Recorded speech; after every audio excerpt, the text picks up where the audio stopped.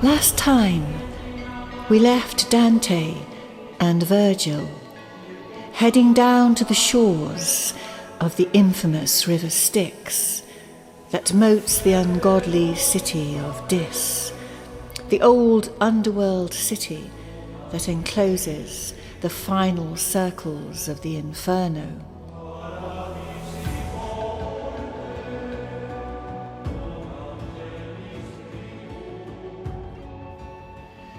This is the fifth circle of hell, and here a second boat with Phlegyas, the ancient Greek guardian of the river, at its helm, transports our poets to the other side.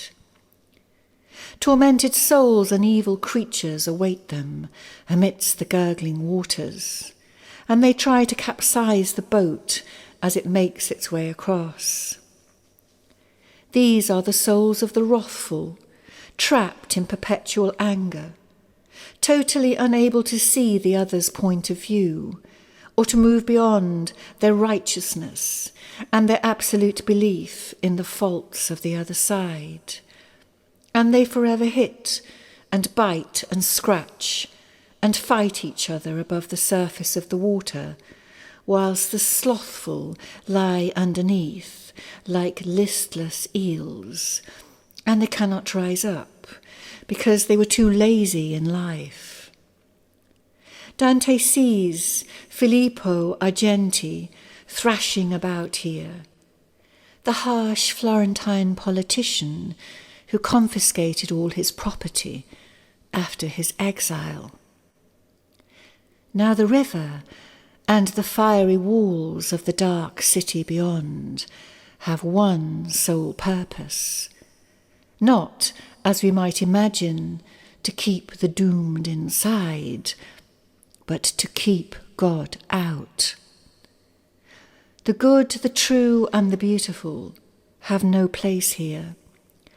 All the more remarkable, then, that Dante and Virgil have been given leave to pass through. But have they? Not without a great struggle with the powerful forces that guard the city gates, as we shall see. We move toward the city, secure in our holy cause, and beheld such a fortress, Dante explains, and on every hand I saw a great plain of woe and cruel torment. Bitter tombs were scattered with flame, made to glow all over, hotter than iron need be for any craft. And such dire laments issued forth, as come only from those who are truly wretched, suffering, and forever lost.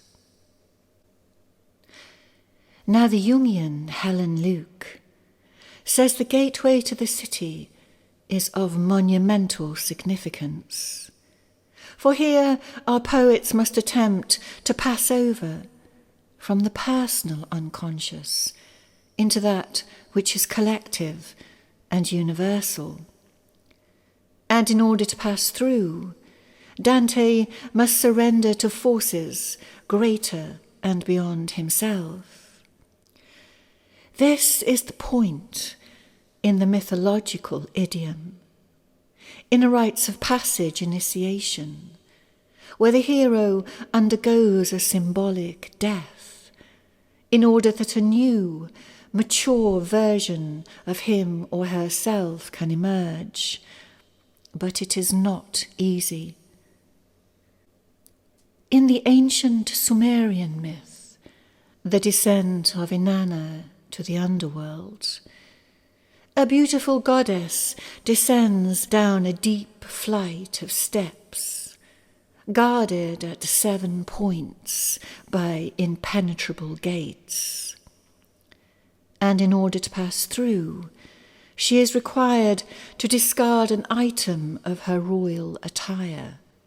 First, her crown, then her sceptre, her gown, until finally she is completely naked, divested of all her worldly trappings. Now eventually she will return with the spring, but in this moment she knows only darkness.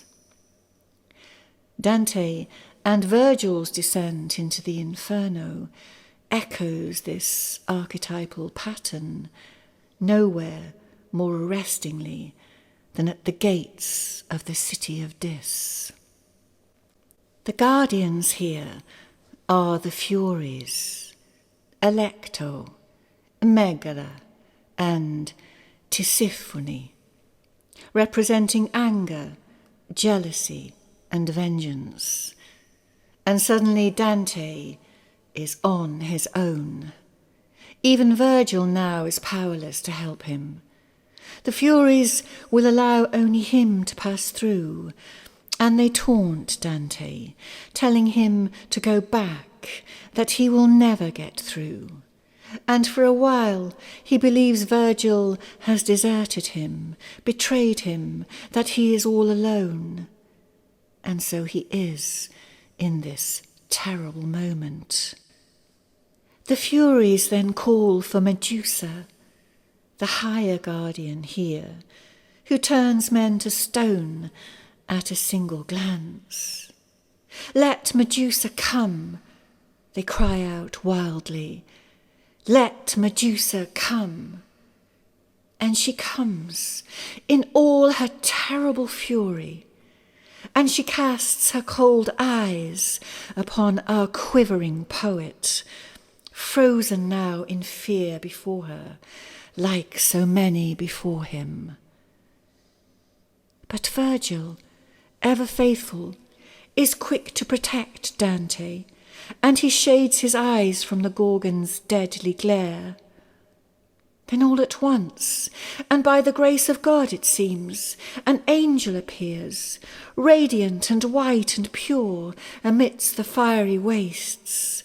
And straightway the guardians shrink back, and the angel opens the barred gate. Our poets hasten within, and Dante, catching his breath, realizes how very wrong he was to have ever doubted Virgil, and how utterly doomed he would be without him. His close brush with Medusa, when he felt himself perilously drawn into her deathly gaze, when Virgil had rushed to shield him, has made him realize this more than ever. Yet, in truth, neither of them is fully immune, as we have said. They are not just observers here, as we ourselves are not just observers in life, and may be pulled at any moment into the allure of darkness.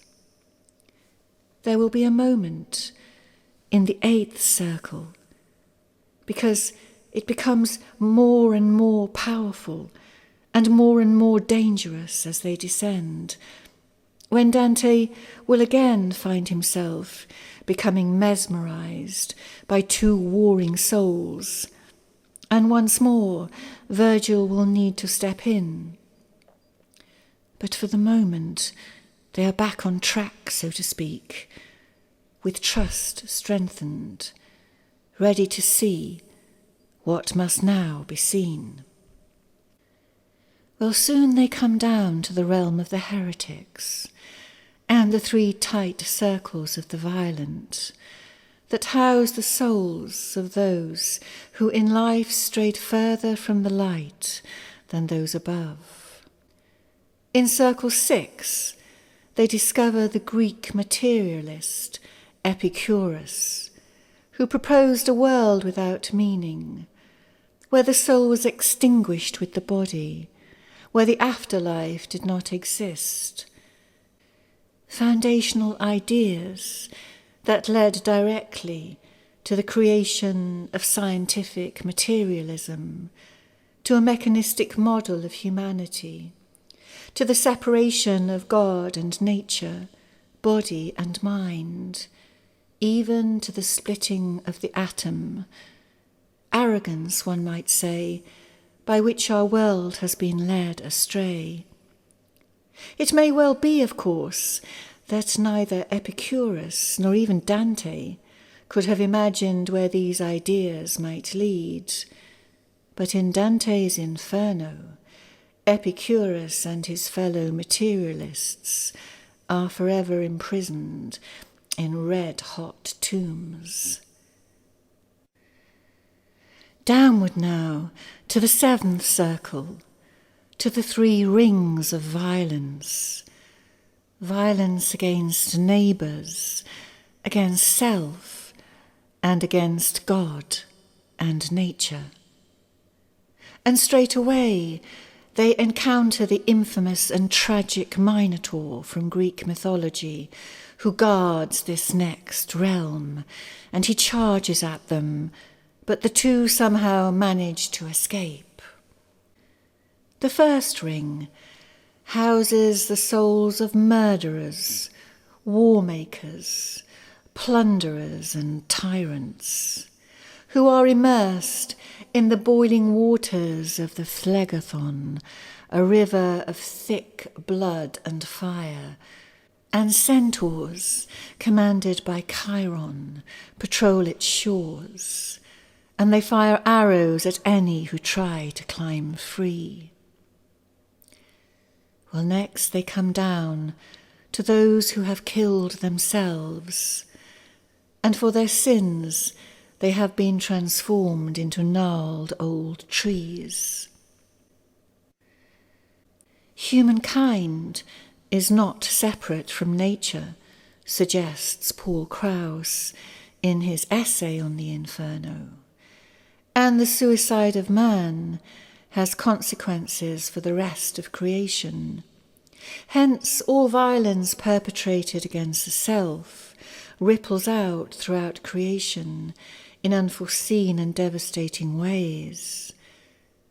But does it? And is it really true that suicide is a sin of sorts?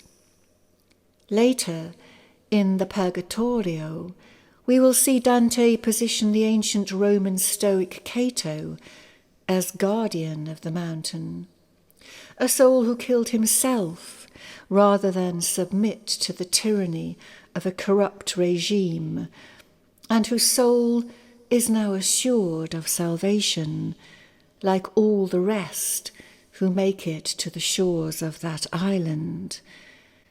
So, what is Dante's view?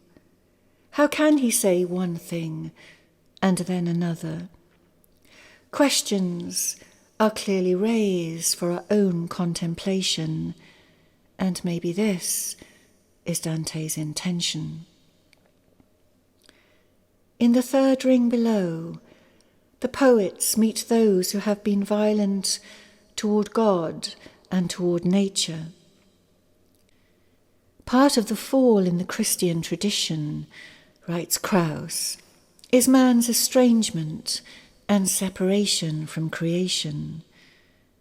When man takes a domineering and destructive attitude to nature, he is led away from God, from the sacred.